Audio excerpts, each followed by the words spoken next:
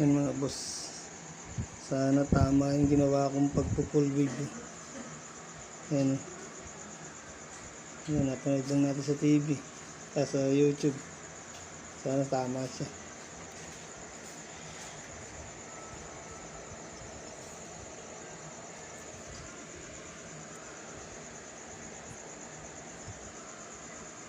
Tayo pag mali ito, sunog.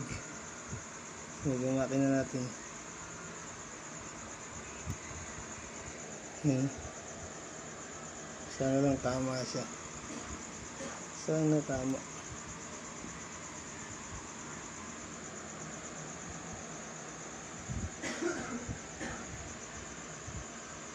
Tapos yan, dito natin connecta.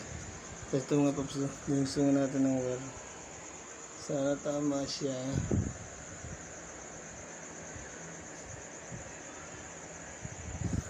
Yan, ayusin lang natin. Nakabit na natin ito maya maya. Hindi pa natin alam kung paano pag-wiring nun sa pagdating dito.